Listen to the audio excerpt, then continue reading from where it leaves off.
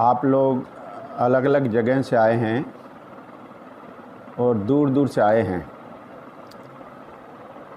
और साथ में दो उद्देश्य लेकर के आए हैं। कौन से दो उद्देश्य हैं? एक तो जो वर्तमान में हमारे शरीर में रोग हैं वो इस शिविर में ही निकल जाए, इस 10 दिन के अंदर ही ठीक हो जाए, और जो आप दवाइयाँ ले रहे हैं वो धीरे धीरे उससे हमें छुटकारा हो जाए। दूसरा उद्देश्य है कि यहाँ से स्वस्थ हो जाने के बाद फिर कभी बीमार न पड़ें, और अगर पड़ भी गए तो घर में जो उपलब्ध साधन है उनसे हमें कैसे अपने आप को ठीक रखना है वो कला आप सीख के जाइए।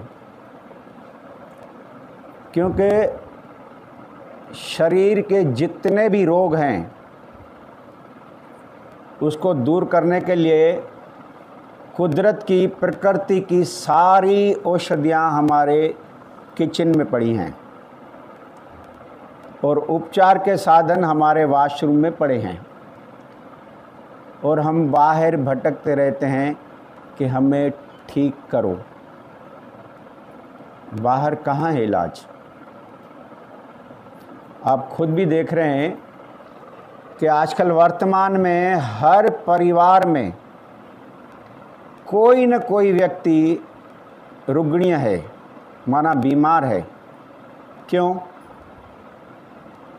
दूसरा अगर बीमार है तो उसका हम इलाज करवाते हैं, इलाज करवाने के बाद भी वह पूर्ण रूप से ठीक नहीं होता है और उसके साथ दवाइयाँ जुड़ जाती हैं और वो जीवन भर तक दवाइयाँ चलती रहती है। क्यों? क्योंकि हम जो रोग के मूल कारण का है उसका इलाज नहीं करते, केवल जो सिम्टम्स हैं, रोग के जो लक्षण है उनको दबाने का प्रयास करके और दवाइयाँ लेकर के चलते हैं, और दवाई साइड इफ़ेक्ट भी करती है। जितना आपको रोग है उससे डबल दवाई पैदा कर देती है। एक तो ये। दूसरा, थोड़ा और विचार करें हम कि आखिर हम कब तक रोगों को अपने शरीर में पालते रहेंगे और कब तक हम डॉक्टरों की सेवाएं लेते रहेंगे और कब तक हम दवाइयों के साइड इफ़ेक्ट से झूलते रहेंगे और कब तक हमारे अपने पैसे और समय अस्पतालों में नष्ट करते रहेंगे। इन सब से बचने का कोई रास्ता है? कौन सा रास्ता है? हमें वापस चलना पड़ेगा। कहाँ? प्रकृति की ओर, रिटर्न टू नेचर। उसके लिए क्या करना है? हमें स्वयं अपना डॉक्टर खुद बनना है। डॉक्टर स्वयं खुद बनने का मतलब ये है जो हमारे शरीर में अंदर रोग हैं उसको स्वयं ही दूर करना है।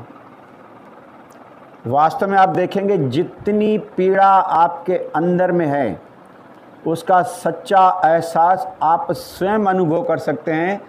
बाहर का न तो कोई व्यक्ति, न कोई डॉक्टर, न तो उनको अंदर दया मात्र है कि वो कितना पीड़ित है, मैं उसका सही इलाज करके और उनको रोग से छुटकारा पिला दूं। उनका एक ही उद्देश्य है, आइए अपना हिस्ट्री बताइए, टेस्ट करवाइए, पैसे जमा कीजिए और ये दवाइयाँ लीजिए और दवाइयों का साइड इफ़ेक्ट भी आप झेलिए।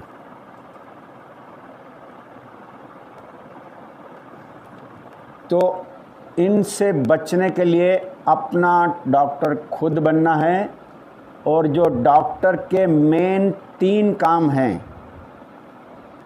पहला काम है रोगों को पहचानना, और दूसरा काम है उसके रोग के कारण को जानना, और तीसरा है निवारण। निवारण एकदम सरल। अगर आप चाहेंगे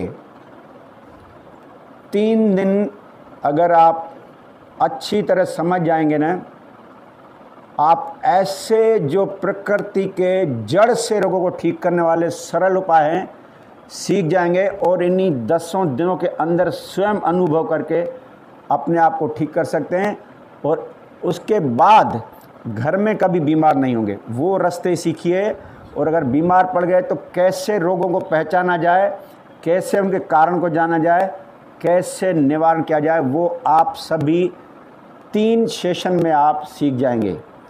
एक आज सेशन है, कल नहीं है, परसों और नरसों 3 दिन है। 3 दिन में वास्तव में सच्चा डॉक्टर आप खुद बन जाएंगे। सच्चा डॉक्टर उसको कहते हैं जो सबसे पहले अपने रोगों को ठीक करे और दवाइयों के साइड इफ़ेक्ट से मुक्त रहे, तब वो दूसरों को ठीक कर सकता है। वो कला आपको सीखनी है।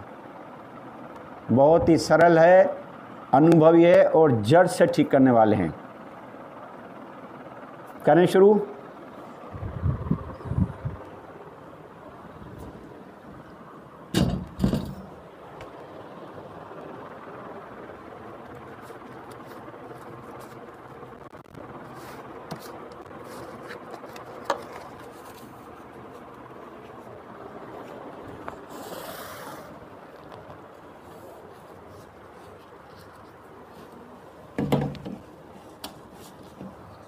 ये दिखाई दे रहा है? आगे पीछे करूं?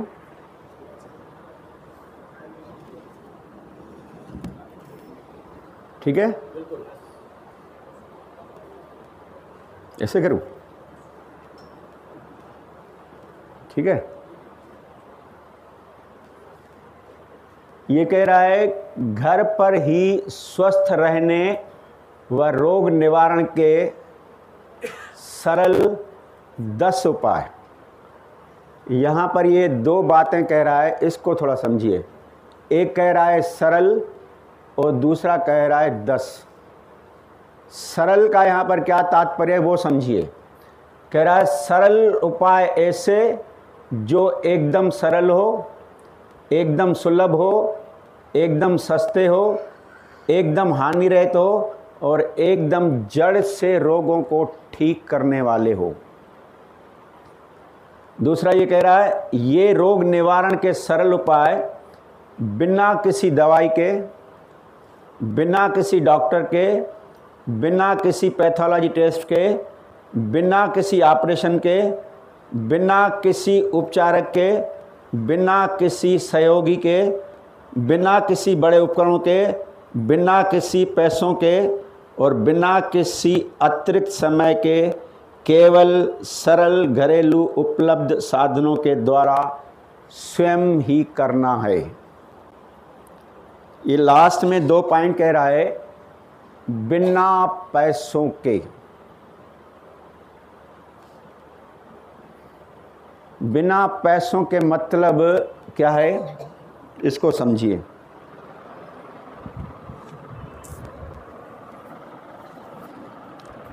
हर किसी के मन में कोई भी चीज़ जब खरीदता है या बनवाता है तो मन में 2 भाव रहते हैं।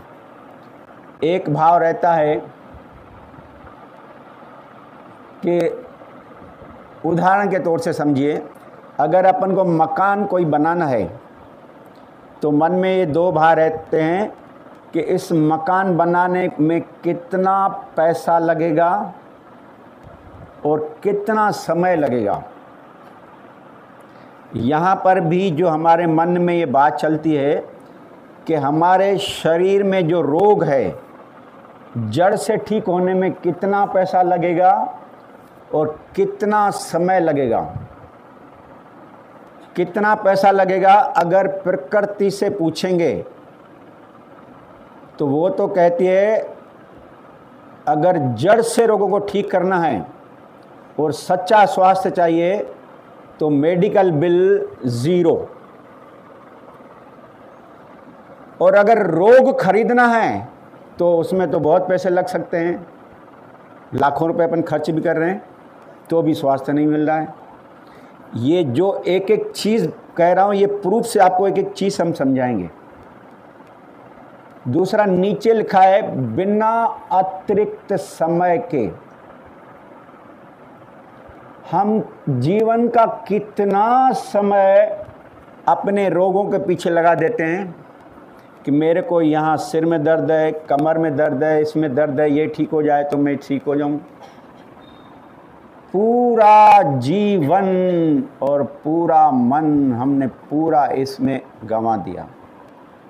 क्या भगवान ने इसीलिए शरीर दिया है? ये भगवान ने जो समय दिया इसीलिए दिया है? अरे भाई, ये जो शरीर मिला है बड़ा अनमोल है, बड़ा कीमती है और बड़ा दुर्लभ से मिलता है। या तो 84 लाख योनियों के भुगतने के बाद मिलता है या कोई अच्छे कर्म करने के बाद मिलता है। और इस शरीर को प्राप्त करने के लिए देवी देवताएं रोज़ भगवान को प्रार्थना करते हैं, भगवान एक बार हमें मनुष्य जन्म दीजिए तो जो हमारी आत्माएं जन्म जन्मांत में हर योनि में भटक रही है हम मुक्त हो जाएं। अरे ये शरीर मुक्ति का द्वार है, मोक्ष का द्वार है। कब तक हम जीवन बदलते रहेंगे बाहर? ये समय उसी के लिए मिला है, शरीर उसी के लिए मिला है और हम लगे हुए भोग विलास में। और ये शरीर के रोग तो किसी भी हालत में 10 दिन के अंदर सब ठीक हो जाते हैं। कोई ऐसा रोग हो जो 1-2 महीना चलता है और इनके पीछे हम पूरा जीवन बर्बाद कर रहे हैं। वो अपना समय और शरीर और साधन ये यूं ही गंवा रहे हैं। ये लास्ट के जो दोनों पॉइंट हैं इसको अच्छी तरह समझना है। इसमें किसी को पूछना है तो आगे चलें। और ये 10 नियम है, ये आपको 3 दिन सेशन चलेगा जिसमें आप अपने डॉक्टर तो बन जाएंगे और लास्ट में जितना भी सेशन चलेगा जो प्रैक्टिकल आप सीखेंगे उसका जो निचोड़ है वो 10 नियम है, वो मैं आखिरी में बताऊंगा जो आपको साथ हमेशा रखना है। केवल उन 10 नियमों को साथ रखेंगे ने तो उसमें 2 काम होंगे। एक तो बीमार पड़ेंगे ही नहीं और अगर बीमार पड़ गए तो उसके बाद बाकी जो नियम है वो आप फॉलो करेंगे।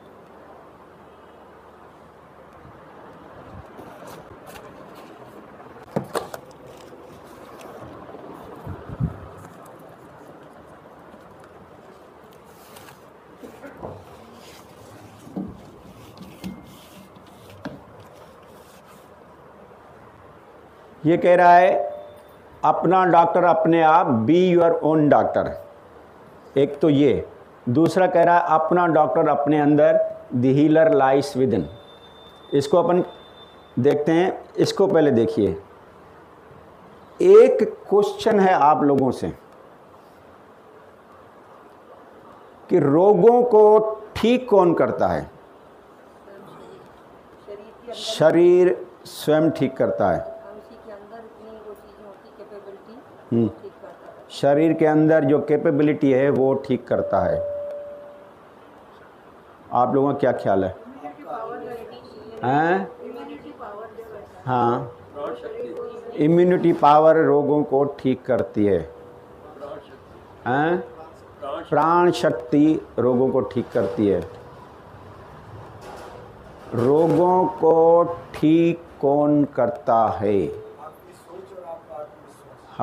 अपनी सोच और आत्मविश्वास। क्योंकि हम डॉक्टर बनने जा रहे हैं तो पहले ये कंसेप्ट क्लियर होना चाहिए कि रोगों को वास्तव में ठीक कौन करता है।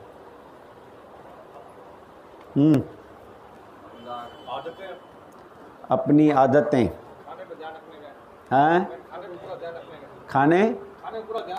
खाने में पूरा ध्यान रखना है। क्या खाना है, क्या नहीं खाना है। आहार ही औषधि है और आहार ही रोग कारक है। भाई देखो, आपके सभी क्वेश्चन के उत्तर, प्रश्नों के उत्तर तो सही हैं,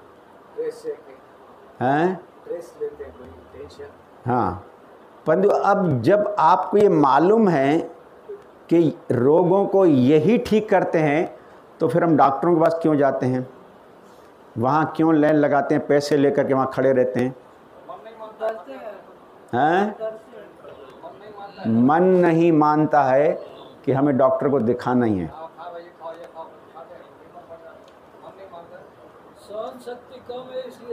सहनशीलता कम है इसलिए जाते हैं।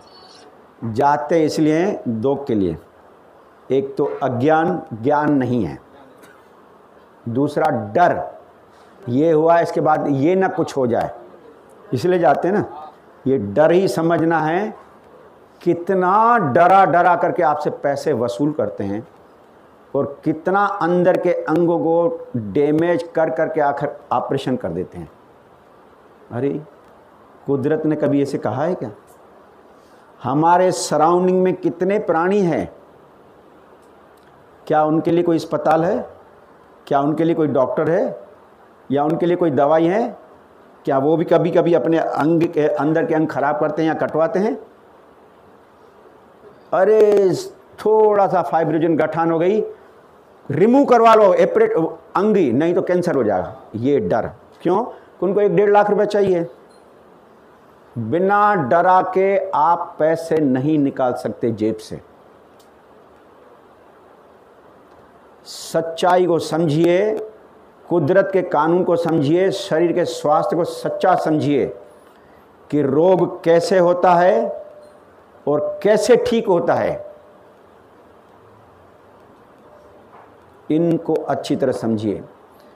ये कह रहा है रोगों को ठीक करने वाली जीवनी शक्ति जो हमारे अंदर है, जिसको अंग्रेजी में वाइटल पावर बोलते हैं या वाइटलिटी बोलते हैं या इम्यूनिटी पावर बोलते हैं। आपने देखा होगा ना, जब कोरोना का चला था तो माननीय प्रधानमंत्री ने कहा कि भाई हमारे पास कोरोना की कोई दवाई नहीं है, आप अपना इम्यूनिटी पावर बढ़ाइए, माना रोगों से लड़ने की शक्ति बढ़ाइए। यही कहा था ना।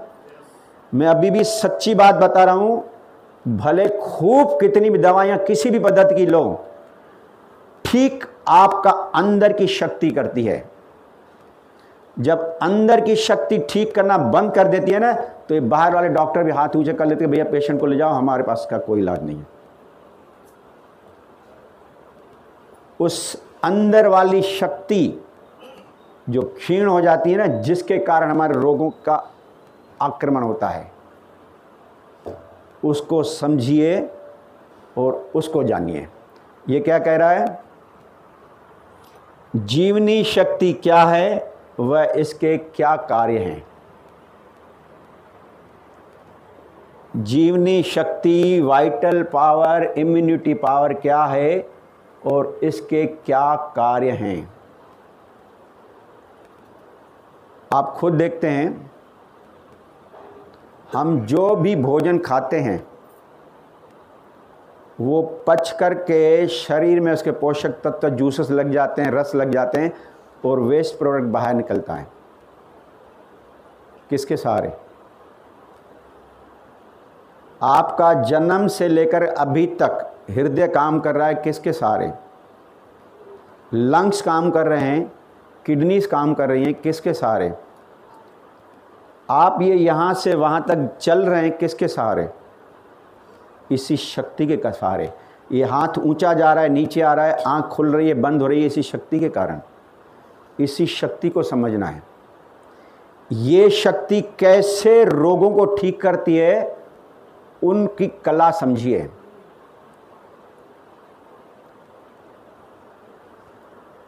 ये जो प्रकृति के महान 5 डॉक्टर हैं, ये जीवनी शक्ति उन्हीं के ज़रिए हम लोगों को ठीक करती है। और वो जो प्रकृति के जो 5 महान डॉक्टर है, वो हमारा सुबह से लेकर के रात तक क्षण प्रति क्षण इलाज कर ही रहे हैं। वो कौन से डॉक्टर हैं और उनको समझिए। एक डॉक्टर है वायु, दूसरा डॉक्टर है जल, तीसरा है सूरज भगवान, चौथा है पृथ्वी, पांचवा है आकाश। अगर डॉक्टर वायु बोले मैं आपके अंदर 5 मिनट के लिए वायु सप्लाई नहीं करूंगा, तो कहाँ जीवन होगा हमारा? अगर डॉक्टर जल बोले मैं 2 दिन के लिए अंदर आपकी वाटर सप्लाई नहीं करूंगा, तो कहाँ जीवन होगा। ये क्षण प्रति क्षण पांचों डॉक्टर कर रहे हैं और इन पांचों का जो महान डॉक्टर है वो हमारे अंदर है, वो ठीक कर रहा है। इसका भी प्रूफ, एक एक का मन का जो कंसेप्ट और कंफ्यूजन है वो क्लियर करिए। अभी भी बहुत सारे के मन में ये है कि रोगों को ठीक या तो डॉक्टर करता है या दवाई करती है। पहले इन दोनों को समझिए कि डॉक्टर वास्तव में रोगों को ठीक करता है या डॉक्टर का कहाँ तक रोल है, वो समझिए। हम में से किसी को रोग आ गया, डॉक्टर को फ़ोन किया, कंसल्टेंसी का टाइम लिया, शाम को मिला 5 बजे, गए, डॉक्टर ने आपकी हिस्ट्री पूरी समझी या अपनी हिस्ट्री डॉक्टर को बताया। अगर डॉक्टर ने समझ गया होगा तो ठीक है, नहीं समझा तो कहेगा पैथोलॉजी टेस्ट करवाओ, MRI कराओ, एक्सरे करवाओ, यही कहेगा ना। उसके करवाने के बाद जब रिपोर्ट आती है वो देखता है, देखने से तुरंत हमें क्या कहता, अरे आपका तो केस बड़ा कॉम्प्लिकेटेड है। ठीक है ये, इसका तो ऑपरेशन करना पड़ेगा। ठीक है, करिए।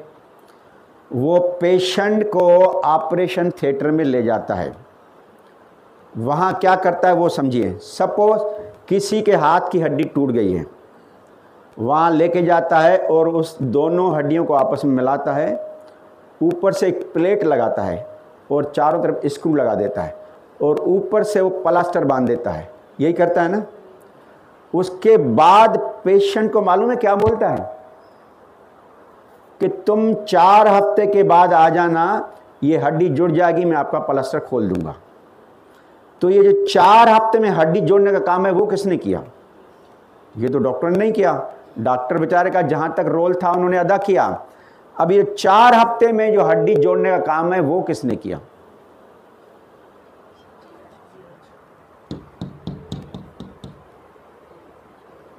हम देखो घर में माताएं सब्जियां काटती हैं, कभी कट लग जाता है, अपने आप हील हो जाते हैं। हम शेव करते हैं, कभी कट लग जाता है, अपने आप हील हो जाते हैं। हीलिंग पावर इनसाइड है। तो ठीक वास्तव में आपकी जीवनी शक्ति करती है और जीवनी शक्ति को ही समझना है।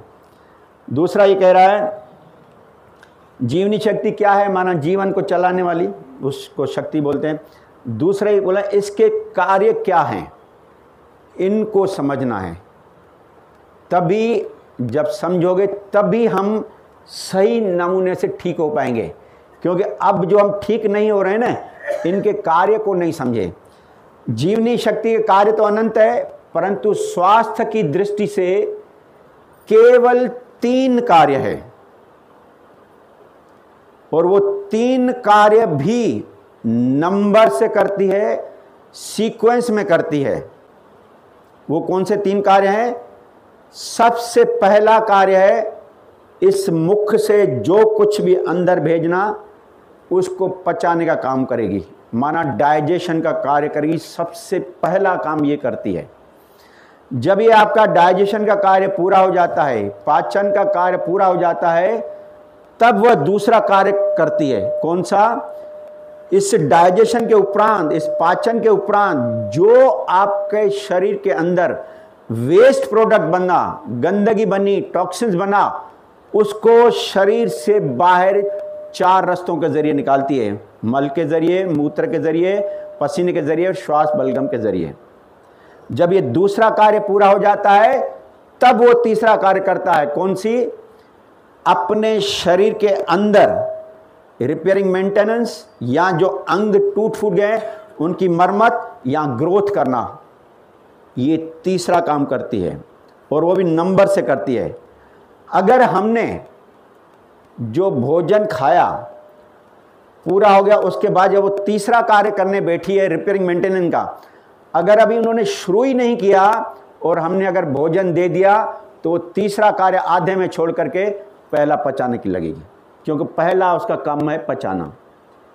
और अगर पहला पचाने कार्य पूरा हो गया और दूसरा कार्य शुद्धि का करने शुरू ही किया और अपन ने अगर दूसरा खाने का दिया तो फिर वो गंदगी निकालने वाला कार्य छोड़ के पचाने में लग जाएगी।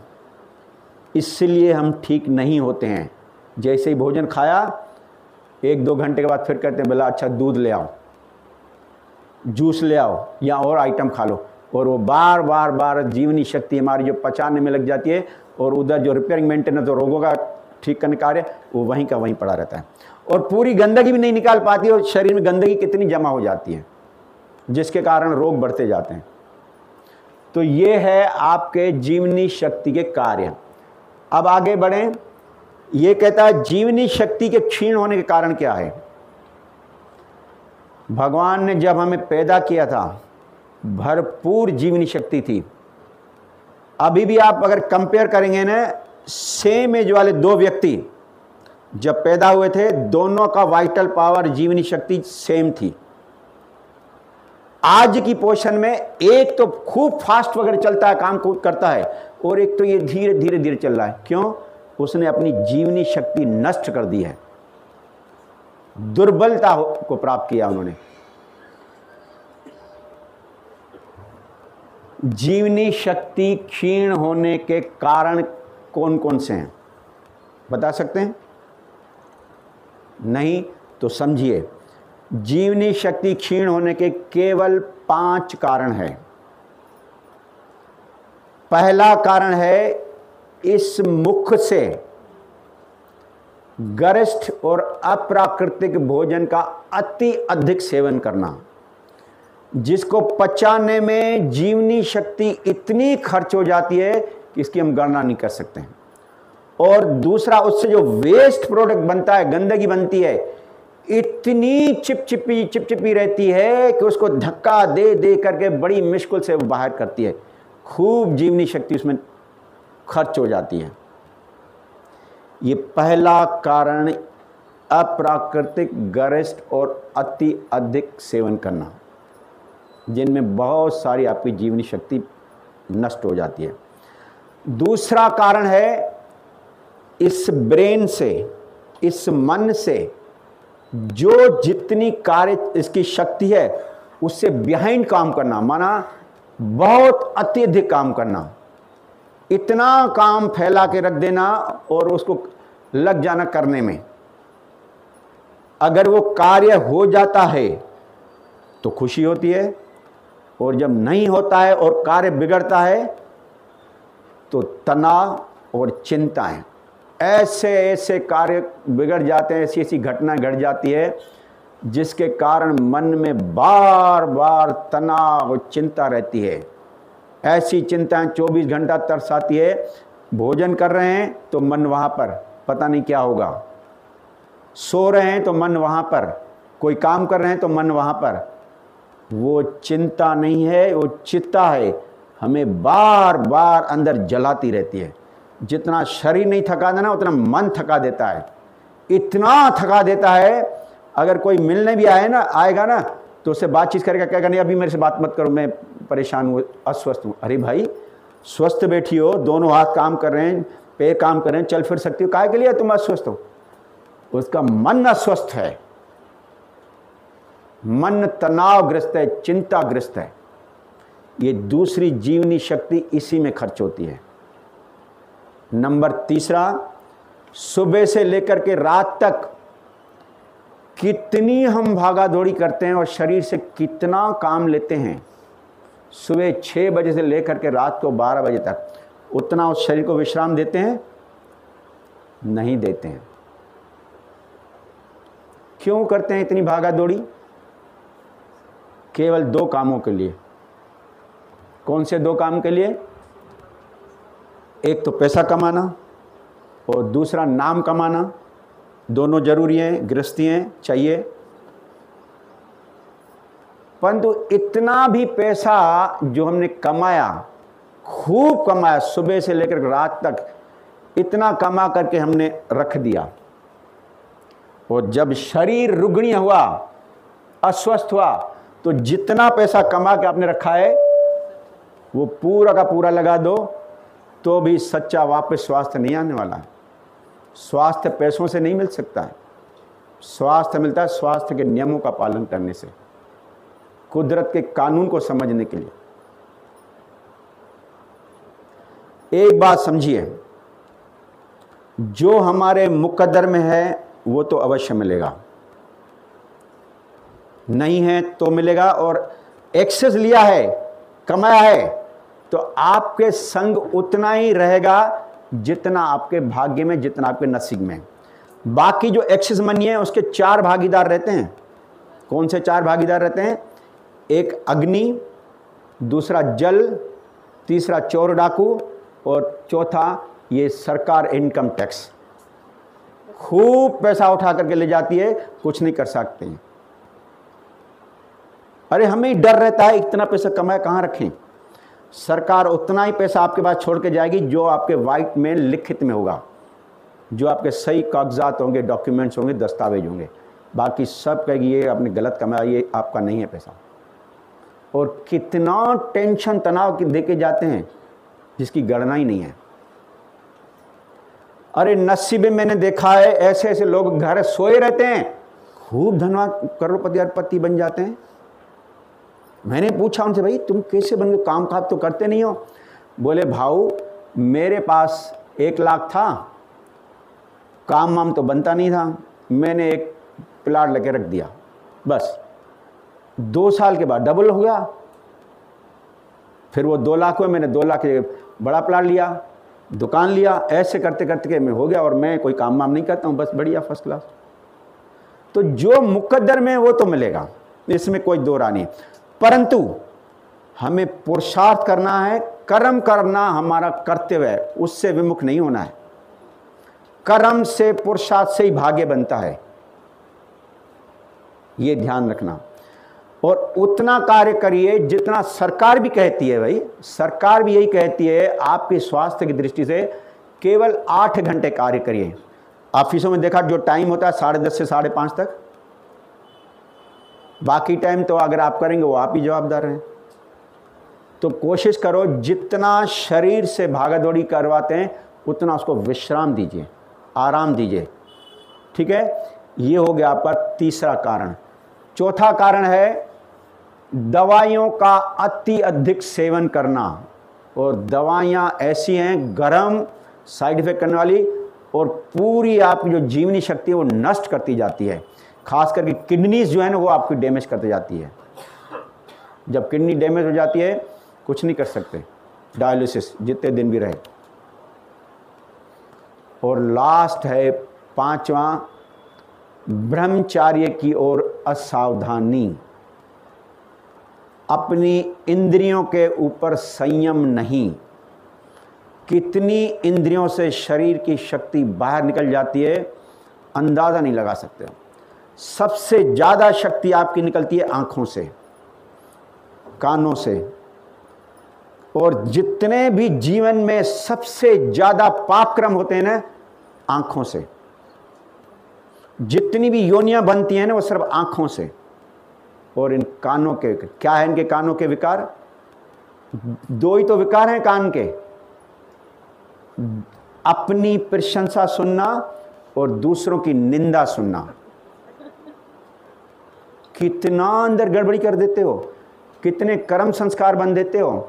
अरे शास्त्रों में लिखा है दूसरे की निंदा करना या सुनना माना अपने गुणों का उसके ऊपर ट्रांसफर होना और उनके अवगुणों का हमारे ऊपर ट्रांसफर हो जाना। ये प्रकृति का नियम है। और यहाँ तक भी शास्त्रों में लिखा है दूसरों की निंदा करना माना समझ लो हमारे परिवार के सदियों से कच्चा मांस उखाड़ करके खाना। ये निंदा की उसमें दी है डेफिनेशन शास्त्रों में। और हम कितने करते रहते हैं, क्षण प्रति क्षण अपन कर्म बनाते हैं। आंखें देखो, अगर स्त्रियों ने कुभाव से पुरुषों की देखा, कर्म बन गया, संस्कार मिलेगा आपको, योनि मिलेगी। पुरुषों ने अगर कुभाव से इधर देखा, कोई दूसरा घटना घट रही है उसके प्रति अगर द्वेष दुर्भावना रखा तो वो कर्म संस्कार आपने बना। अरे वो उनके साथ जो हो रहा है वो उनके हिसाब से। मुझे मालूम है, मैंने पढ़ा है, गंगा माता थी ना जो जिसके भीष्म पिता में पुत्र थे, वो बड़ी ऊपर बैठी थी मीटिंग में, सिर्फ उन्होंने यूं दृष्टि की, बस उसको लिए उनको जन्म लेना पड़ा। 7 पुत्र उन्होंने दिए, 7 पुत्र, 6 पुत्र तो पानी में गंवा दिए और 1 पुत्र जो है मिस्टर ने कहा नहीं ये हम रखेंगे। इतना कर्म का संस्कार है, इसके लिए शरीर नहीं मिला। तो जितना हो सके हम इंद्रियों पर संयम करें और इंद्रियों से जो शरीर की शक्ति जाती है ना, वो बचा लो। आपने देखे होंगे जो संत महापुरुष हैं वो इसी संसार में आते ही नहीं हैं, और ऐसे ऐसे संत महापुरुष हैं, आप देखो कुबेर पर्वत में गुफाओं में अंदर छुपे हुए हैं, 100 150 साल हो गए, उनको मालूम भी नहीं है कि बाहर कोई सृष्टि है या कोई शरीर है। अरे इतना लिंक बना रहता है उनका, क्या आभा मंडल तेज और तेजो में रहता है। उनके सराउंड में जो वेर भावी वाले जो जीव जंतु खड़े रहते हैं ना, वो भी अपना वेर भाव छोड़ देते हैं, चाहे नाग हो बिच्छू हो, इतना निर्मल हो जाते हैं। अरे वो कहते हैं हमें शरीर का जो मिला है बड़ी मुश्किल से मिला है, इस संसार के लिए थोड़ी मिला है।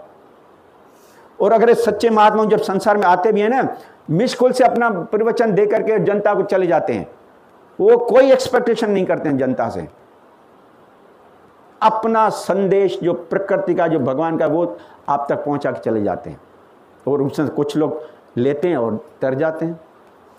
तो टोटल यहां आ जाए जीवनी शक्ति क्षीण होने के कारण देख लिए। अब ये लास्ट कह रहा है जीवनी शक्ति बढ़ाने के उपाय क्या है। जीवनी शक्ति बढ़ाने के वही 5 उपाय है। पहला है यहां से प्राकृतिक, और जितना ज़रूरत है भोजन उतना लीजिए, तो जो प्राकृतिक रहेगा उसमें रफे ज़्यादा रहेगा, इजीली डाइजेस्ट हो जाएगा और इजीली उसका वेस्ट प्रोडक्ट बाहर निकल जाएगा, तो हमें जीवनी शक्ति उसमें कम खर्च होगी। दूसरा, ब्रेन से जितनी शक्ति है उतना काम करो। जो बड़े बड़े लोग हैं जैसे टाटा बिरला रिलायंस वाले हैं, वो इस तरह से नहीं काम करते हैं। उनका दिमाग हमेशा ठंडा, शीतल, स्थिर, शांत रहता है, और वो काम करते हैं ना, जो भी काम हाथ में लेंगे शांति से सोचेंगे, करेंगे, प्लानिंग बनाएंगे, ये करेंगे, बड़े एग्जीक्यूटिव को बुला करके सब विचार विमर्श करके और उन्हीं से काम करवाएंगे, खुद फिर भी शांति बने। कितना कम आते हैं वो। हमें इसके लिए ब्रेन मिला है भाई। तीसरा है जितना आप शरीर से वर्क लेते हो उतना उनको विश्राम दो। व्यायाम और विश्राम का संतुलन चलो, और जितनी दवाइयाँ कम कम ना के बराबर लो, उसमें बहुत शक्ति जाती है, और इंद्रियों पे संयम करूँ। इसमें से कुछ पूछना है? नहीं तो ये जो पहला वाला चैप्टर है अपना डॉक्टर खुद बने, वो हम शुरू करें शुरू। इसमें कोई पूछना नहीं है?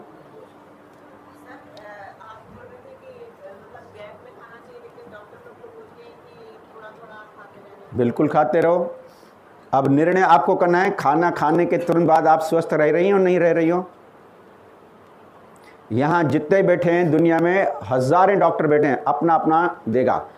आपका अंदर वाला डॉक्टर क्या कहता है? खाना खाने के बाद आपका शरीर स्वस्थ रहता है, हल्का रहता है, निर्मल रहता है, तो अच्छा है। और अगर खाना खाने के बाद कुछ भारीपन, बेचैनी और तकलीफ आती है, तो माना वो जो उसने बताया सही नहीं है। सब बताऊंगा, एक एक चीज बताऊंगा, एक एक चीज बताऊंगा कि वास्तव में रोग की उत्पत्ति कहां हो रही है और कैसे फैल रहा है, कैसे कर रहा है, वो आप समझिए। कहो तो मैं वो शुरू कर दूं, वही चैप्टर, हालांकि वो मैं छोड़ रहा था, कहो तो मैं शुरू करूं। सब बताऊंगा, जो हमारा आहार है सिस्टमेटिक से बताऊंगा। अभी थोड़ी बताऊंगा। आप कहती हो ये नदी है, नदी से मैं छलांग मारूं उस साइड पहुंचूं, नाव पड़ी उसमें तैर के नहीं जाऊंगी। नाव में बैठना है तो यहाँ से वहाँ तक दूरी तय करने में जितना समय लगेगा उतना आपको धैर्य करना पड़ेगा। धैर्य करिए, ऐसा आपको प्रोसीजर और मिल जाएगा जो जीवन भर तक अभी आज के बाद बीमार नहीं पड़ोगी। जीवन भर। मैं नहीं, प्रकृति माता गारंटी देती है कि यहाँ से जो 3 लेक्चर आपने सुन लिए ना, मजाला कहीं आप बीमार पड़े, और गारंटी से अपने शरीर के सारे रोग निकाल देंगे, और जो आपसे मिलना होगा उसके सारे रोग निकाल देंगे। पहले स्वयं के रोग निकालिए, तभी अनुभव होगा, तभी आप दूसरे को गारंटी से रोग निकाल सकते हैं। चलिए मैं अभी वो रोग का शुरू करता हूँ। जो चैप्टर शुरू करना है ये वाला, उसको थोड़ी देर के बाद शुरू करते हैं।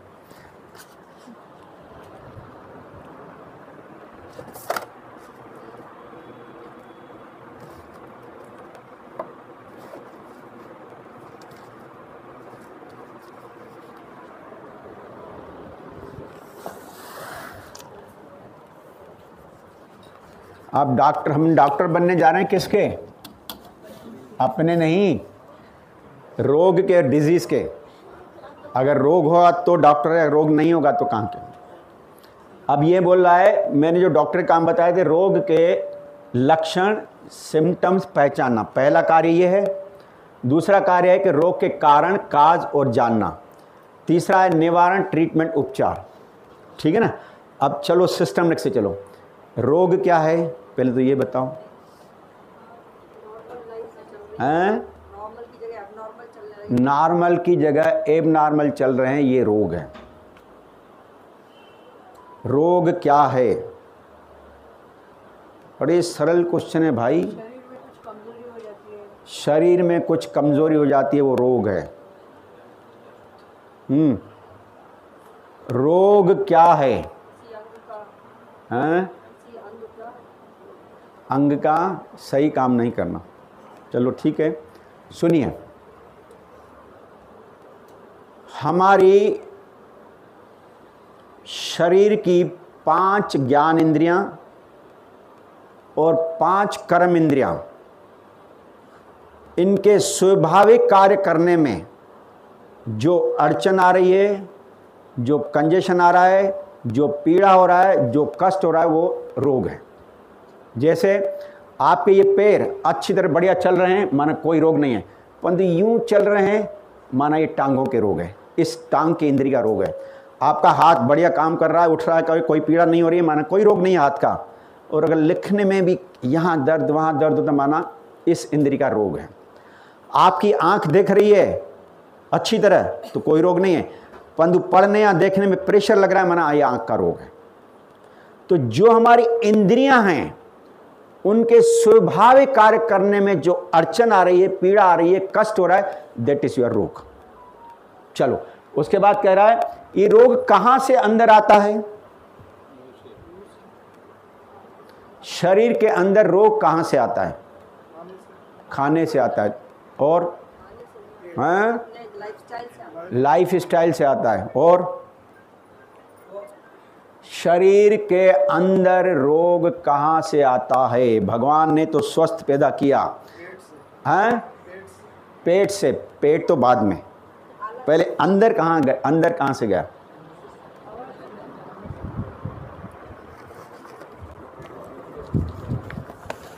ये एक एक चीज आपने समझने लायक है। अगर ये 3 दिन आपने गंवा दिया ना, जीवन भर तक जैसे भटकते आ रहे हो ना, रोगों से लड़ते आ रहे हो, लड़ते आ रहे हो, लड़ते रहोगे, जीत नहीं होगी आपकी।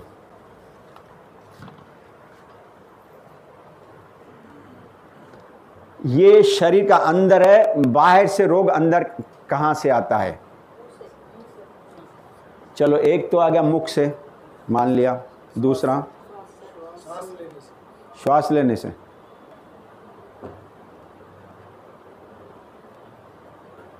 रोग शरीर के अंदर कहाँ से आते हैं? भोजन से।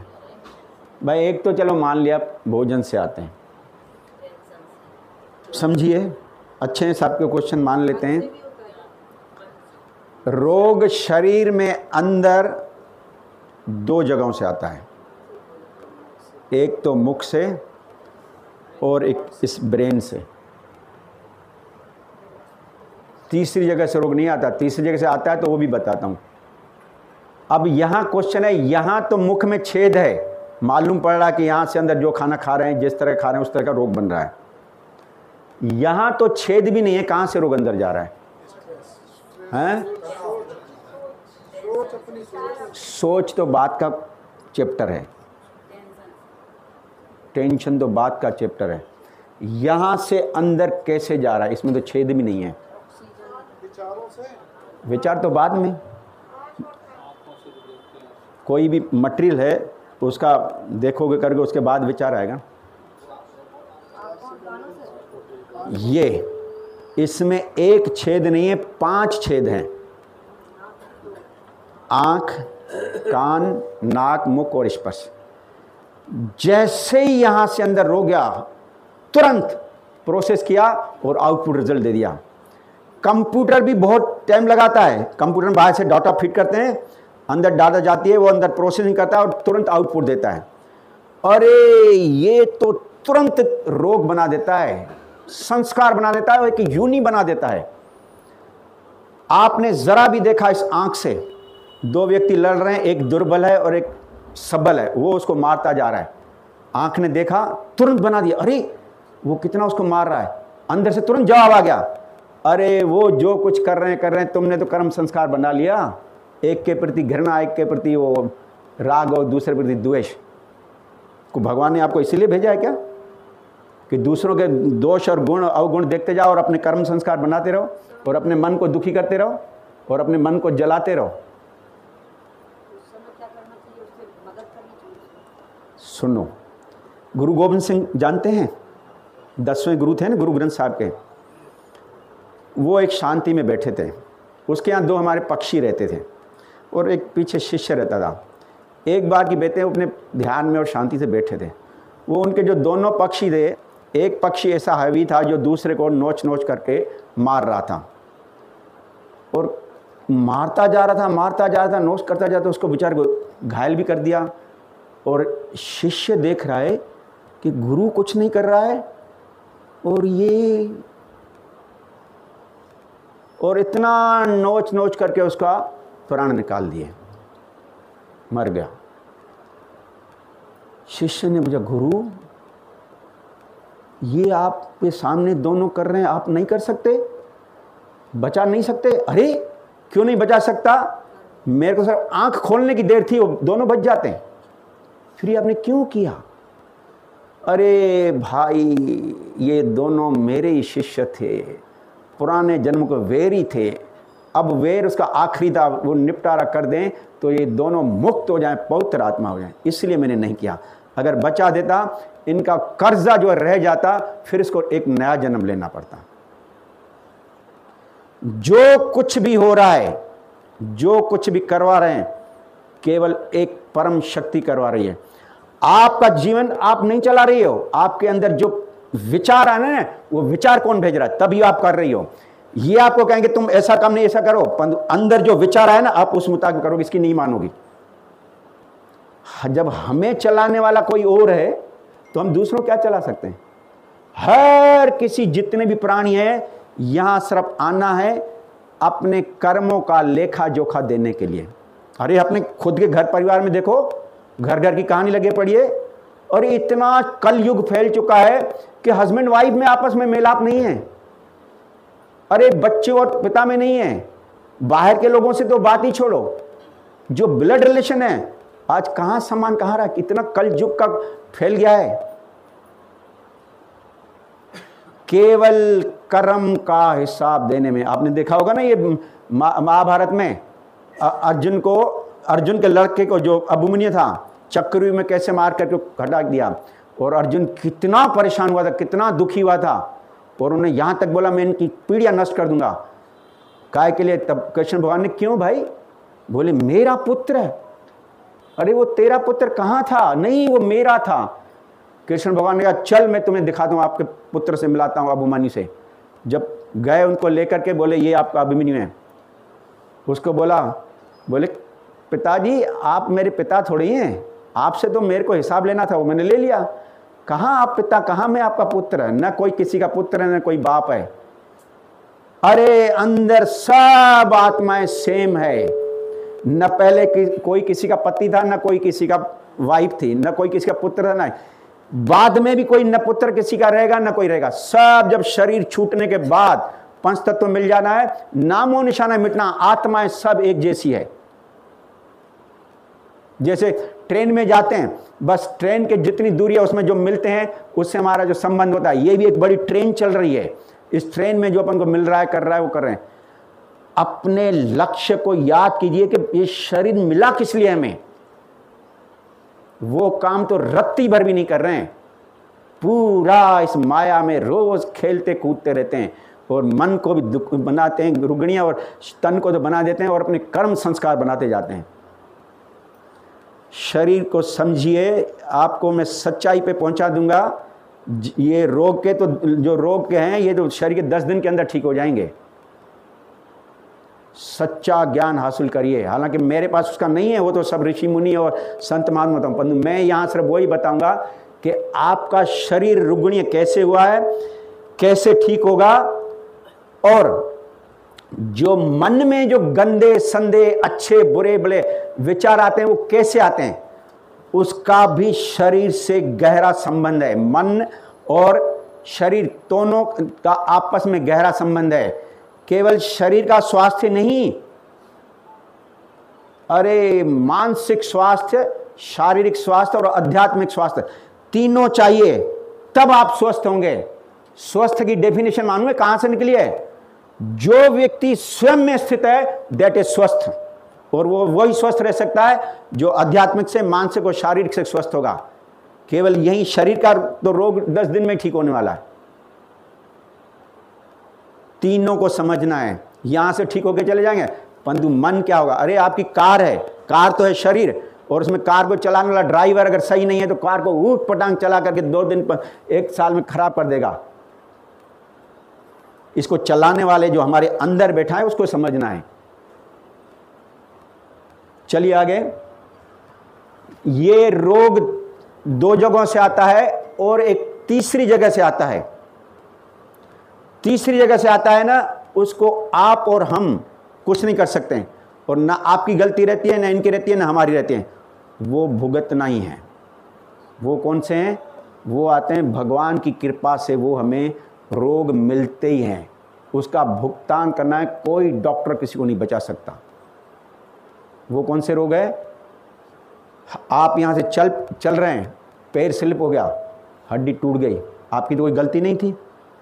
ये रोग भुगतना ही पड़ेगा जितना समय भी रहेगा। ये कर्म का हिसाब है। चलते चलते किसी जानवर ने काट लिया, आपकी गलती तो थी नहीं।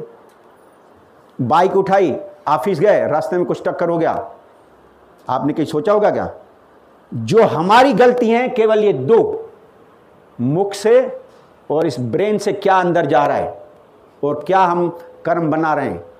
मन के कर्म की सजा अलग है, वाणी के कर्म की सजा अलग है, शरीर के कर्म की सजा अलग है।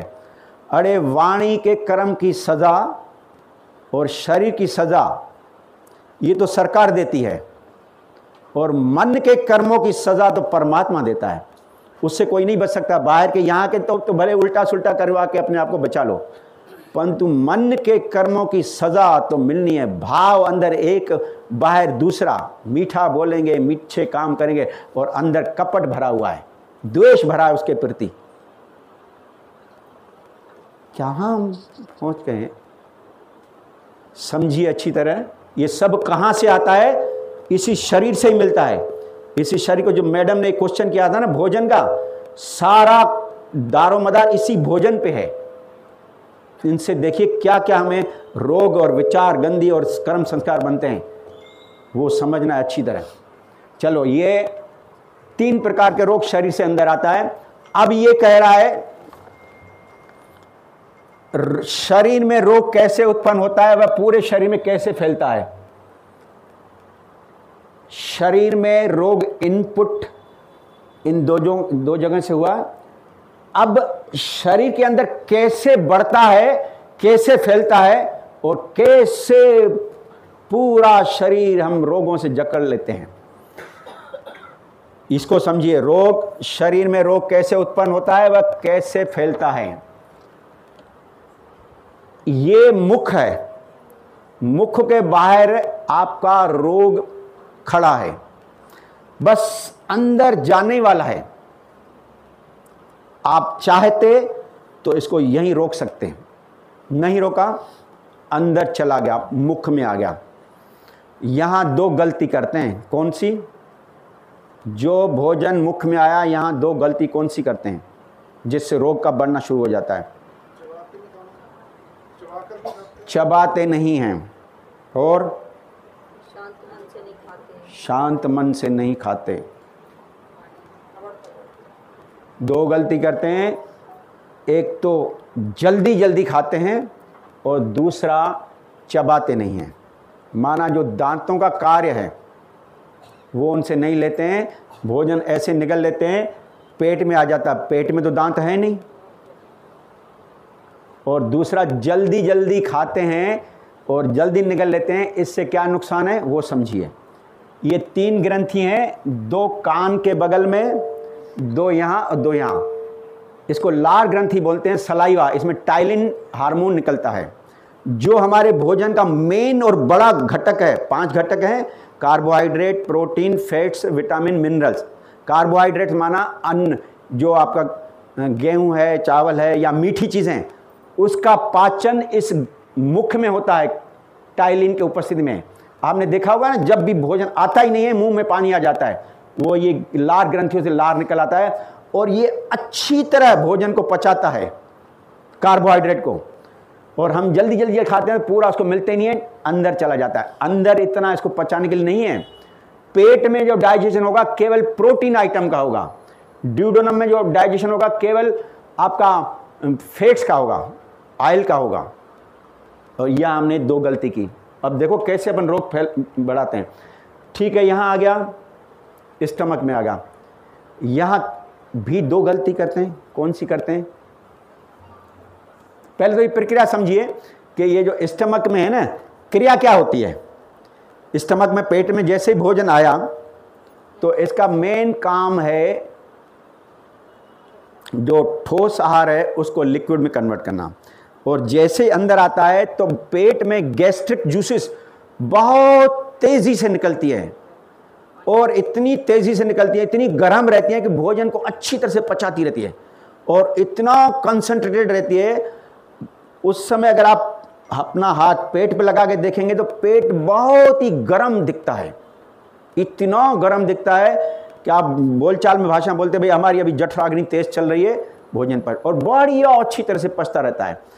और यहाँ हम क्या गलती कर देते हैं, बस कोल्ड ड्रिंक्स लाओ अंदर डालो, फ्रिज का ठंडा पानी लाओ अंदर डालो, कोल्ड आइसक्रीम ले आओ अंदर डालो, लस्सी लाओ कोल्ड। जैसे ही अंदर ठंडा गया, जो अग्नि आपकी बिल्कुल तेज जल रही थी और भोजन को पचा रही थी, वो आपके जो कंसंट्रेटेड जूसेस थे पचाने वाले, वो डाइल्यूट हो गए।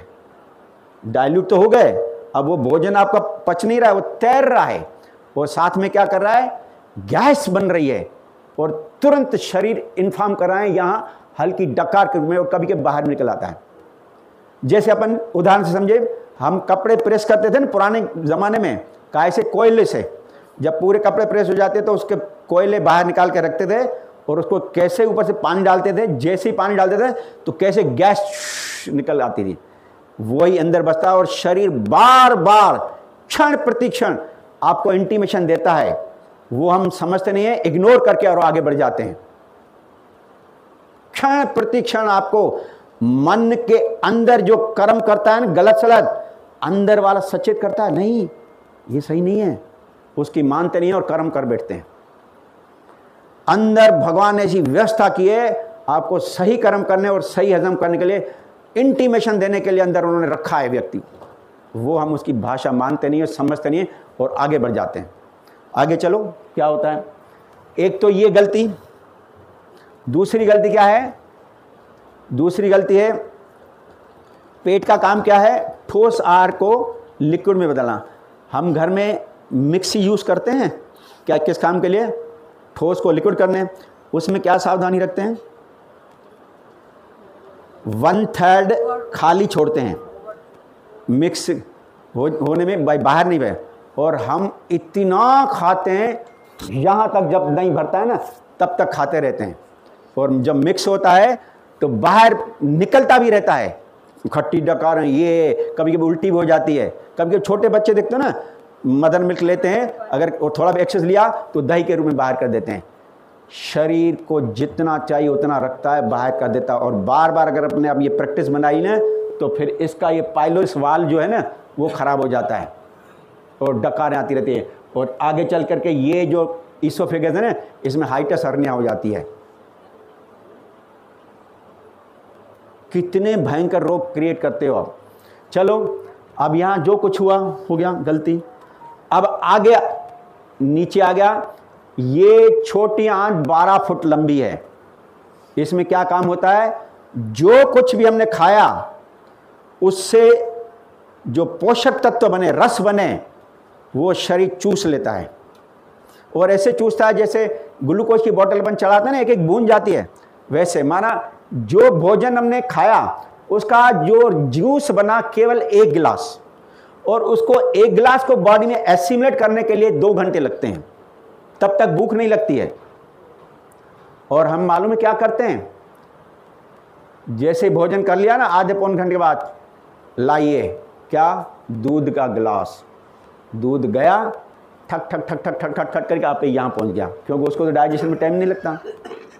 अब यहाँ जो 1 गिलास था पहले रस, अब ये 2 गिलास हुआ। 1 गिलास को डाइजेस्ट करने में 2 घंटे लग रहे थे, अब ये 4 घंटे लगेंगे। 4 घंटे तक भूख नहीं लगेगी, परंतु अपना नेम बंधा हुआ है, नाश्ता किया है ना, दोपहर का टाइम हुआ, भोजन आ गया, अरे भूख नहीं है, नहीं दोपहर हुई है माना खाना नहीं है, खाओ। रात को भूख नहीं है, रात का टाइम हो गया, रात का भोजन है, भूख नहीं है, खाओ, खाओ और मरो। यही तो हम कर रहे हैं। कितनी गलतियां करते हैं, और बाहर डॉक्टरों के पास भटकते हैं कि हमें ठीक करो। अरे रोग सुबह से लेकर के रात तक तो पहले अंदर रोग भेज रहे हो, और बाहर भटकते हो ठीक करो। किसको ताकत है ठीक करने की? अरे जो व्यक्ति स्वयं पर कृपा नहीं करता वो दूसरों पे क्या करेगा? खूब रोग सुबह से रात तक पैदा करते जाओ और बाहर ढूंढते रहो इलाज। चलो, अब ये तो हो गया यहां तक। अब यहां से जो है इस बड़े आंत में जितना भी वेस्ट प्रोडक्ट बचा, रसें तो चूस लिया बा, वो वेस्ट प्रोडक्ट इसमें आ गया। और ये कोलोन है, और ये एक एक कोलोन इतना बड़ा है, और इसके ऊपर दूसरा, इसके ऊपर तीसरा, ये पूरा उल्टा युवा कर, और इसका काम है ऐसे मूवमेंट करना, मल को आगे बढ़ा करके आपका मल बाहर निकालना, ये इसका काम है। परंतु ये जो है इस टाइप का एक कोलोन रहता है, ये कर्वड रहता है। हम जो खाते हैं ना, इतना गरज चिपचिपा रहता है, वो इसको जो कर्वड में इसको अंदर चिपकता रहता है, चिपकता है, दोनों साइड चिपक जाता है, और इतना रास्ता बनता है एक खाली। बस इस पतले रास्ते में आप खूब ऊपर से 3-3 लीटर पानी पी करके, दवाइयाँ लेकर के, धमक दबा दबा करके और टॉयलेट निकालते हैं। और अंदर जो इधर भोजन चिपक गया ना, वो एक दिन नहीं, एक महीना नहीं, एक साल नहीं, कई सालों का है। और वो अंदर बैक्टीरियास पैदा हो जाते हैं, और वो जो बैक्टीरियास पैदा हो जाते हैं वो अपनी कॉलोनी बना लेते हैं। खूब बच्चे उनके पलते पुलते रहते हैं, बहुत ऐश करते रहते हैं, और हमें हल्का मीठा मीठा दर्द देते रहते हैं। और ये आंत जो है ना काम करना बंद कर दी। क्यों? कि आंतों का जो मूवमेंट था यूं वाला, वो अंदर मल चिपक गया, मानो उनके आंत का काम बंद हुआ। हमारे कोई हाथ बांधे, बोले अब काम करो, कैसे कर पाएंगे? ये आंत आपकी मल से खचाखच भरी हुई है, और कई सालों से सारे रोगों की जड़ ये है, भरा हुआ मल कचरा। इतना हो गया कि यहां से निकलना बंद हो गया, कब्ज हो गई। फिर भी हमने नहीं समझे, यहां से सप्लाई लाइन चालू, और दिन में 3-3 बार। भूख नहीं है, काफी टाइम हम घर में बोलते भी हैं भाई इच्छा नहीं है, पेट भारीपन है, नहीं, बस खाना, ये खाते रहो और यहां से निकलना बंद। तो अब क्या होगा? ये रिवर्स गंदगी बढ़ेगी। कौन से रोग पैदा होगा? पहला यहाँ कब्ज, फिर मस्से, बवासीर, फिर फिस्चुला, फिर आगे चलेगा इस बड़ी आंत में अल्सरेटिव कोलाइटिस, और फिर बढ़ेगा छोटी आंत में इंडाइजेशन, इंडाइजेशन के बाद पेप्टिक अल्सर, फिर ये ऊपर बढ़ेगा स्टमक में आ गया, इधर ड्यूडोनम है, ड्यूडोनल अल्सर, फिर इधर आएगा पेट में एसिडिटी, गैस्ट्रिक अल्सर, फिर ऊपर बढ़ेगा लिवर में। लिवर में जैसे आ गया तो सबसे पहले बुखार आना शुरू हो जाएंगे, और इंडाइजेशन, और उसके बाद लिवर सोराइसिस, फैटी लिवर, उसके बाद और ऊपर बढ़ा ईसोफेगस, लंग्स की ओर बढ़ा, सर्दी, जुकाम, खांसी, दमा, पिलुरिसी, टीबी, और आगे बढ़ा थायराइड, और आगे बढ़ा तो आंखों में और ये ब्रेन में आ गया। इस तरह से ये रोग आपका बढ़ता है। यही तीसरा क्वेश्चन है कि शरीर में रोग कैसे उत्पन्न होता है और कैसे शरीर में फैलता है। ठीक है, आगे बढ़ूं, कुछ पूछना है? आगे बोलता है रोग शरीर में किन किन अवस्थाओं में घर बना करके बैठ गया। अब रोग तो शरीर में आ गया है, अब वो किन किन अवस्थाओं में घर बना के बैठ गया है। आप उदाहरण से समझो, हमारे घर में मेहमान आए, अच्छा बढ़िया आदर्श का, उसको हमने बढ़िया एक फर्स्ट क्लास अटैचलेट बाथरूम मस्त एक क्लास का दे दिया, बेड भी दे दिया मस्त, और खाना 3 टाइम बढ़िया देते गए, और एक गाड़ी भी दे दिया, चलो बाहर के काम काज करना करते रहना। अब उस मेहमान को सब अच्छी सुविधाएं मिल रही हैं, मेहमान वापस जाने का नाम लेगा? तो अंदर जो बैक्टीरिया बन गए, जो कॉलोनी बना गई है, और सुबह से रात तक आप देते जा रहे हैं, वो कहाँ वापस जाने के लिए नाम लेंगे?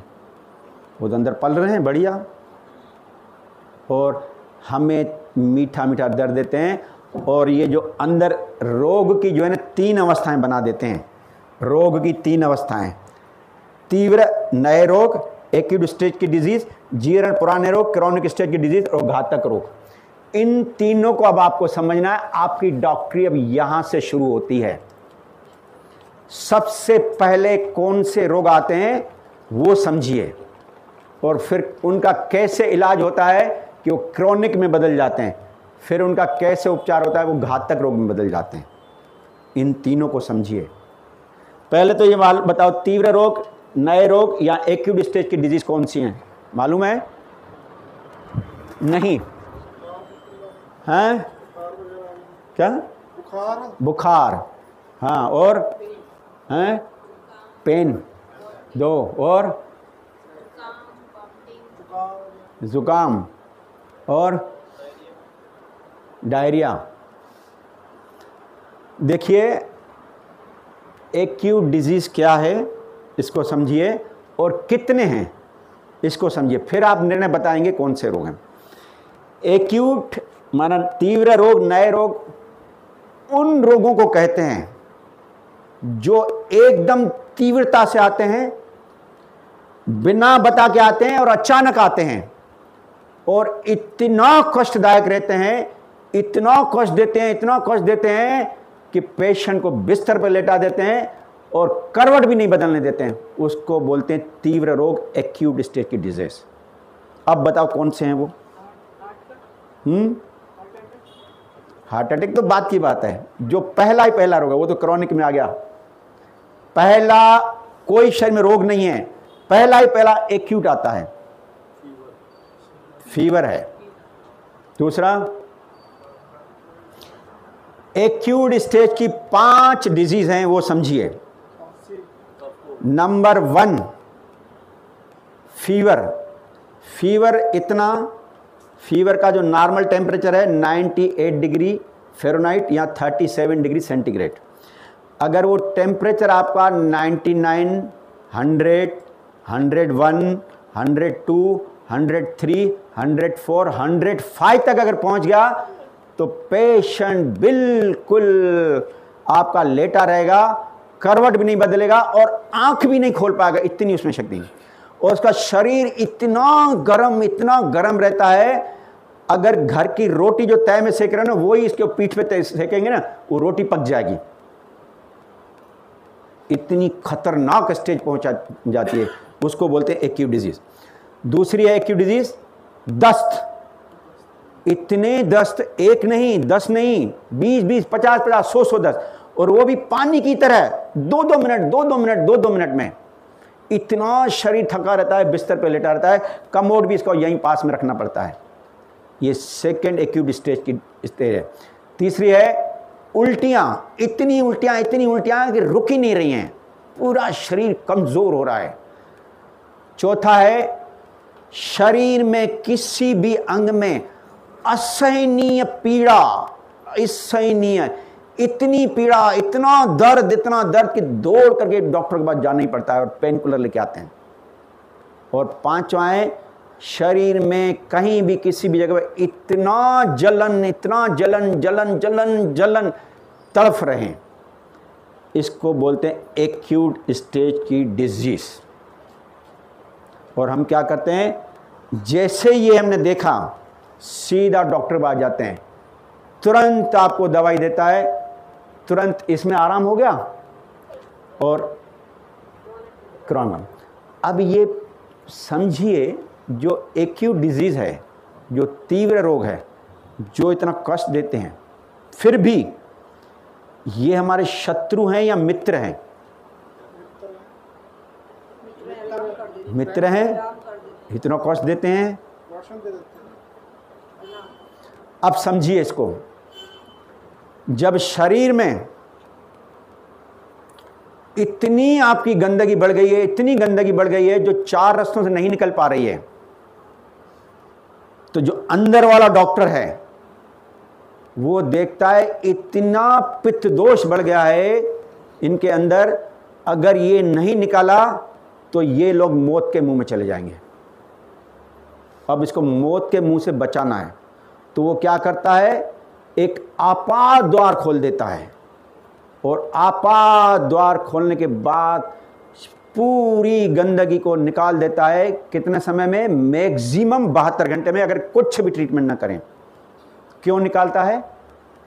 क्योंकि भगवान ने उसको अंदर कहा है, इसकी जन्म तारीख यहाँ लिखी हुई है और वापसी की तारीख भी लिखी हुई है। वापसी की तारीख तक तुमको इसको जीवित रखना है, भले वो स्वस्थ रहे या रुग्णी रहे, तुमका काम दिया है इस तारीख तक इसको रखना है।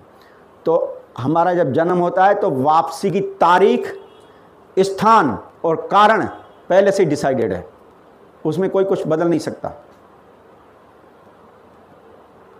अब उसने क्या देखा कि शरीर में पित्त दोष बढ़ गया है। पित्त दोष को उन्होंने आपात द्वार खोल के बाहर किया। कितने दिन में? 3। वो 3 दिन में जो करता है, 2 काम पहले करता है। एक तो शरीर को इतना कमजोर बना देता है, और दूसरा मुख इतना कड़वा कर देता है कि यहां से कुछ भी अंदर ना भेजो। तो फिर वो अच्छी तरह से सफाई का काम करता है। जैसे हमारे घर में अगर कोई मेहमान आ जाए, मालूम पड़ जाए भाई शाम को आने वाले हैं, और एक छोटा बच्चा जो हमें बहुत तंग करता रहता है, काम नहीं करने देता, हम क्या करेंगे, या तो उसको सुला देंगे या पड़ोस के यहाँ छोड़ के आएंगे और अपने काम में लग जाएंगे। ये शरीर भी वही करता है कि मुंह कड़वा कर देता है कि यहाँ से कुछ मत भेजो, और जो आपका शरीर है काम वाम ना करे, रेस्ट करे, इसलिए वो कमज़ोर कर देता है। फिर वो 3 दिन में कुछ भी अगर ना करें, 72 घंटे में इतना गंदगी साफ करिए, पूरा शरीर निर्मल बना के देता है, और ऐसा जो बचपन याद आ जाता है, इतना वाइटल पावर बना देता है ये शरीर खुद। परंतु हमें धैर्य है नहीं, सीधा डॉक्टर के पास जाते हैं, और डॉक्टर पे जाते हैं, डॉक्टर साहब ये हालत हो गई। अरे कितना देर करके आए हो? अरे कोशिश करता हूं बचाने को आपको। हाँ, जान हथेली में लेके आए हो। पहले से डरा देगा, और डराने के बाद इतना हेवी डोज का आपको मेडिसिन दे देगा, वो जैसे ही हम लेते हैं, जैसे लिया, अगर आपके शरीर में वाइटल पावर कम है तो उसका साइड इफेक्ट लकवा, ईयर साइट चली गई, अंदर भयंकर दूसरे रोग हो गए, दुष्प्रभाव उसका साइड इफेक्ट। कभी भी एक्यूट डिजीज को दबाना नहीं चाहिए। हमने देखे, बहुत केसेस देखे, बहुतों के फोन आते हैं, साहब ये बिटिया 18 साल की है, फीवर हुआ और हम डॉक्टर पास गए, उन्होंने दवाई दे दी और दूसरे दिन कानों की सुनने शक्ति बंद हो गई। अरे छोटा 1.5-2 साल का बच्चा, उसको साहब फीवर हुआ, हम गए, उसकी तो टांगी काम नहीं कर रही है। ये इतना भयंकर साइड इफेक्ट पड़ता है। एक तो ये सावधानी है कि दवाई नहीं लेना है, और दूसरी सावधानी है मुख से कुछ भी नहीं भेजना। एक तो मुंह कड़वा है, और अगर भेज दिया आपने गलती से तो क्या होगा, जो बुखार वो ठीक कर रहा था वो काम आधे में छोड़ करके उसको पचाने में लग जाएगा, और वो बुखार का पीरियड और बढ़ जाएगा, क्योंकि पहले से गंदगी और गंदगी हमने भेजी, और ज़्यादा टाइम लगेगा, बुखार बार बार आपका आता रहेगा। ये दो। अब ठीक है, बुखार आ गया, इस कंडीशन से निकलना हमारा परम कर्तव्य है, और आजकल हमारे को 3 दिन सहन करने की क्षमता और धैर्य भी नहीं है। तो हम क्या करें कि उस स्थिति से वो निकल आए। वो आप समझिए प्रकृति का इलाज। अब आपको ट्रीटमेंट में सेक्शन में ले आता हूं। ट्रीटमेंट हमेशा दो तरीकों से किया जाता है, एक अंदर से दवाई के रूप में और एक बाहर से रूप में। जब भी यहां दवाई की बात चले तो नेचुरल औषधि, जो भगवान को मालूम था कि ये जाएंगे वहां पर माया का असर में ये रहेंगे और शरीर को रुग्णी करेंगे, इसलिए उन्होंने सृष्टि में कई लाखों करोड़ों दवाइयां भेज दी हैं जो जड़ से हमें ठीक करने दी। पुराने वेद वगैरह थे वो सब जानते थे, आजकल कोई वेद बता नहीं। तो जो बुखार को तोड़ने की जो प्रकृति की औषधि है वो समझिए, और हर प्रकार के बुखार को कैसे तोड़ती है। नंबर 1 औषधि है गाय के फटे दूध का पानी। जब भी बुखार आ जाए, कोई सा भी आ जाए, गाय का दूध लो 250 ग्राम, गैस पे गर्म करने रखो, जब उबलने लगे तब नींबू निचोड़ दो, फट जाएगा। छान करके वो पानी आप पीजिए। अरे कितनी महान औषधि है वो, हर प्रकार के बुखार को तुरंत राहत देती है, और वो लिवर को एक स्ट्रांग कराती है, क्योंकि जब लिवर दुर्बल होता है तब बुखार आते हैं, जब लिवर दुर्बल होता है तब इंडाइजेशन होता है। तो ये एकमात्र औषधि है बुखार को तोड़ने की, नंबर 1। दूसरी औषधि है काढ़ा। काढ़ा कैसे बनाया जाता है और उसमें कौन कौन सी चीजें रहती है ये आपको समझना है। काढ़े में 6 चीजें रहती है। कौन सी? नंबर 1 5-7 पत्ते तुलसी के, नंबर 2 5-7 दाने काली मिर्च, नंबर 3 5-7 दाने काली द्राक्ष, काली मुन का जो आता है ना सूखा वाला, नंबर 4 2 अंजीर, नंबर 5 थोड़ी सी अदरक, और नंबर 6 मुलाठी, मीठी लकड़ी आती है ना जो किराने की दुकान में। इन 6 चीज़ों को आप करीबन 1-2 गिलास पानी की मात्रा में एक भगोन में इतना उबालिए, इतना उबालिए, इतना गर्म कीजिए कि वो पानी आधा हो जाए बस। फिर उसको मसल करके छान करके रात को सोते समय पीजिए और ऊपर से रजाई ओढ़ दीजिए। हो सके आधे घंटे में पसीना आ जाए, आपका बुखार टूट जाएगा। सर आपकी बुक है कोई जिसमें बुक आपके बैग में हमने रख दी है, वो आप देख लेना घर पे। आपको पहले दिन इसमें मटेरियल क्या क्या है वो डॉक्टर ने बताया होगा ना, फिर उसमें सब है। आपको सारा मटेरियल मैं जो समझा रहा हूँ आपको प्रिंट आउट भी मिलेगा, और कहाँ मिलेगा वो भी मैं आपको समझाऊंगा। आप सर प्रेम से समझते जाइए। ये तो हुआ आपकी 2 औषधि, इसके अलावा कुछ खाने को नहीं देना है।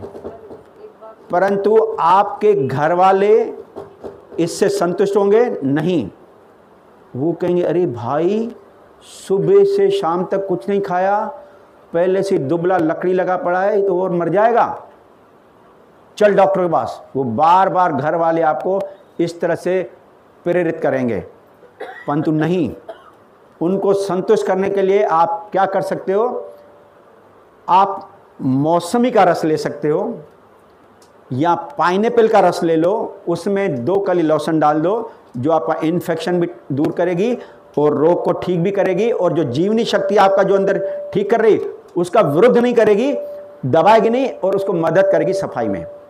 और अगर आपका यूरिन में पीला आ रहा है पेशाब, तो नींबू पानी पीजिए, आपका अंदर जो टॉक्सिन्स है वो अच्छी तरह निकल जाएगा। ये 3 चीज़ कौन सी? पाइनएप्पल का रस या मौसमी का रस या नींबू पानी। और अगर बच्चे हैं तो अगर नहीं मानते हैं तो उसको एक खीर बना के दो। कौन सा? वारले वाटर आता है ना, जौ का कश, ओट्स का, 1 चम्मच वो ले लो, दूध में डाल दो और गर्म करने रखो। थोड़ी सी मिश्री डाल दो, थोड़ी सी सौंफ डाल दो, थोड़ी सी इलायची डाल दो, गर्म करके खीर बना के दो, वो उस बच्चे को दो, तो वो उसको ताकत देगा और बुखार का विरुद्ध नहीं करेगा, वो आपको ताकत भी देगा। बढ़िया। इसके अलावा कुछ भी नहीं देना है, और अगर दिया आप जवाबदार, वो बुखार आपका कन्वर्ट हो जाएगा उसमें। नहीं होता मत लो, हाँ, जिसको सूट नहीं होता नहीं लो। आगे सब बताऊंगा, जब डाइट के चैप्टर में आऊंगा ना, आपकी एक एक डाइट और मेडिसिन 25 मेडिसिन बताऊंगा जो आपके किचन में रहती है, वो संसार के सारे शरीर को ठीक करती हैं। वो कैसे बनाई जाती है, कितनी लेती, कैसे लिया जाता है, उनके क्या क्या रोग ठीक होते हैं, वो सब बताऊंगा। अगर आप समय दोगे तो मैं आपको इतना मटेरियल दे जाऊंगा, नहीं तो फिर जो रह जाएगा। लिमिटेड मेरे पास 3 सेशन है, 5 सेशन रहते थे, परंतु इन्होंने 3 ही रखे हैं, क्योंकि इस बार बाहर से कोई धरतीबेन मैडम आ रही है तो सबका एक सेशन काट दिया है।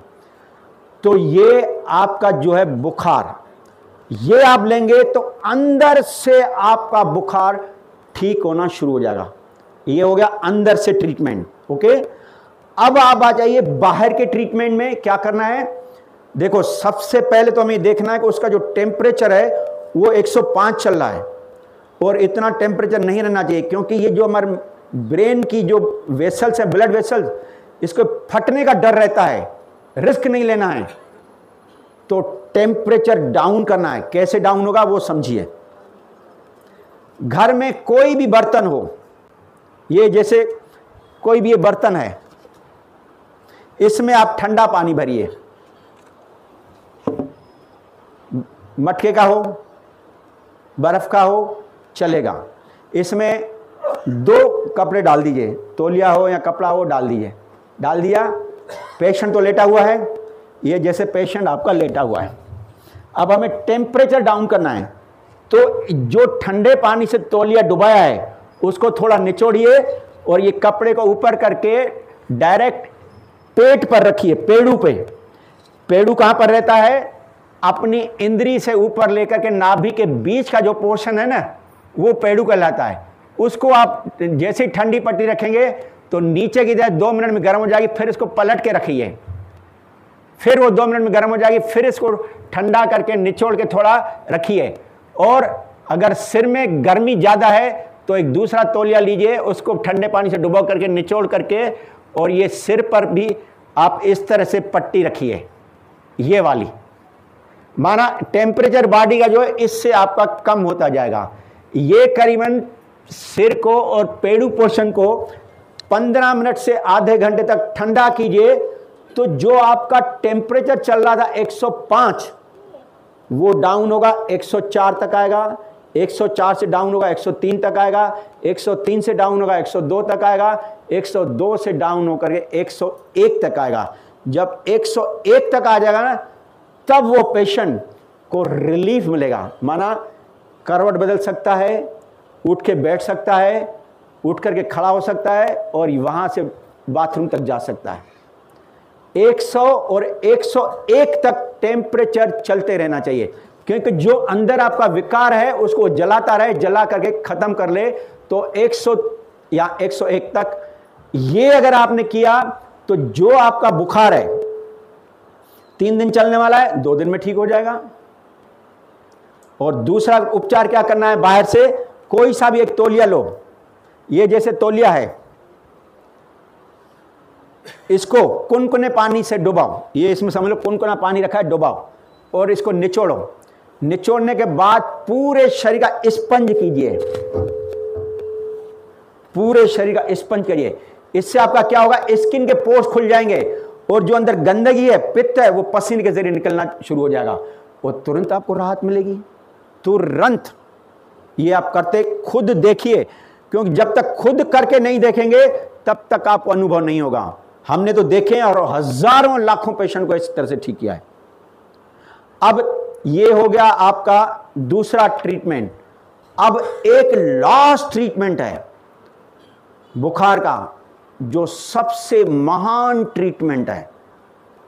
इतना महान ट्रीटमेंट है और इतना प्रभावशाली ट्रीटमेंट है, केवल उसको लेने से ही आपका बीमारी का प्रेशर तुरंत 50% डाउन हो जाएगा। 50% तुरंत।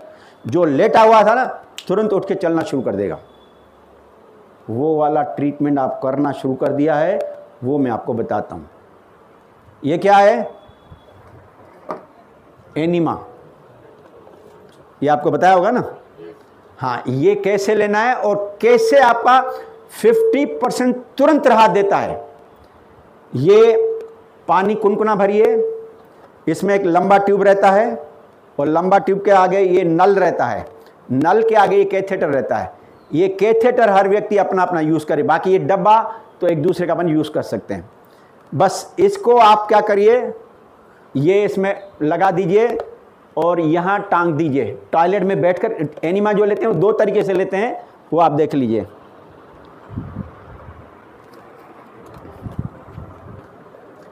बैठ करके भी ले सकते हैं, लेट करके भी ले सकते हैं। ये लेट करके ले रहा है, ये बैठ करके ले रहा है। अब इसका डब्बा ऊपर टंगा हुआ है 2-3 फुट ऊंचे, तो आप भी इस डब्बे को टॉयलेट में ऊपर टांग दीजिए, कुनकुना पानी भरिए और ये जो नल है, नल के आगे जो ये कैथेटर है, इसमें थोड़ा लुब्रिकेट कीजिए। माना तेल लगा दीजिए या कोकोनट ऑयल लगा दीजिए या कोई वेजिलिन ग्लिसरीन लगा दीजिए। इतना कर दिया। अब ये आपका एनस में इंसर्ट करिए। कैसे करते हैं मैं आपको दिखाता हूं।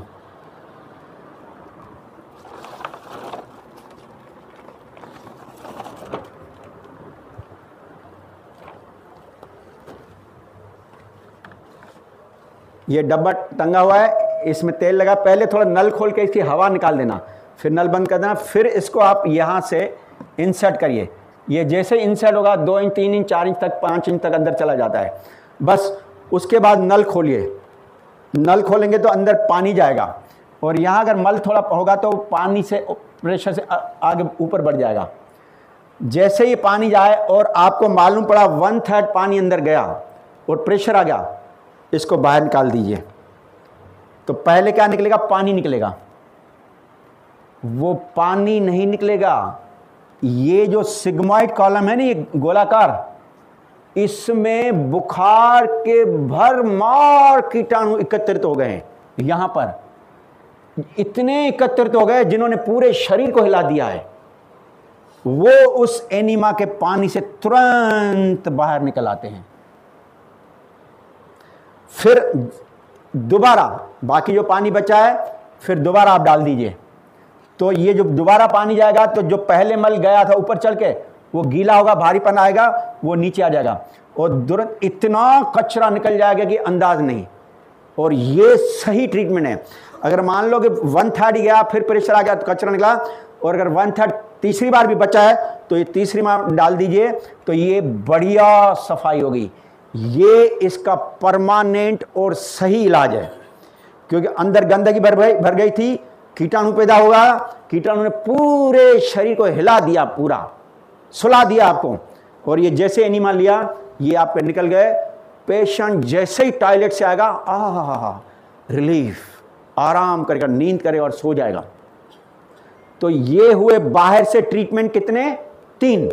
एक तो पेट और सिर को ठंडा किया, और दूसरा आपका पूरे शरीर का पोछा लगाया, और तीसरा ये।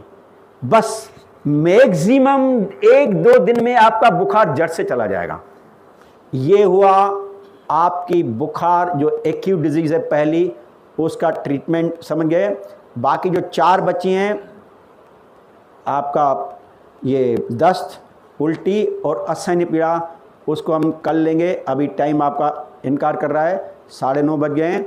कल ये तो 3 हो जाएंगे, परंतु कल का जो चैप्टर मेन चलेगा वो आपका चलेगा अपना डॉक्टर खुद बनो।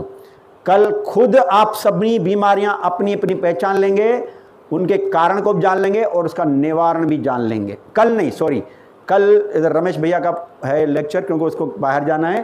परसों रहेगा। आप परसों टाइम से आ जाइए और टाइम समझिए। तो परसों जो लेक्चर चलेगा आपका बढ़िया चलेगा और इतना शानदार चलेगा, खुद यहीं पर ही आप समझ जाओगे कि हमारी बीमारियां कौन सी हैं और उसके कारण क्या है, हमने कौन सी गलतियां हैं वो भी जान लाओगे। तो परसों चलेगा चैप्टर अपना डॉक्टर खुद बनो, और आप टाइम से आ जाना, मैं भी टाइम से आ जाऊंगा कोशिश करके, क्योंकि छूटना चाहिए। छूटेगा उतना आपको ही लॉस हो जाएगा। ऐसे ऐसे रास्ते और तरीके उपाय बताएंगे, कोई डॉक्टर कभी नहीं बताएगा, ना ही उनके पास टाइम है। केवल जो सेवाभावी डॉक्टर रहते हैं, जिनको दर्द रहता है कि आपको हम ठीक करें, वही बता पाएंगे। बाकी पेड सैलरी वाला कितना आपको सहयोग करेंगे नहीं करेंगे भगवान जाने। ओके, चलो, धन्यवाद।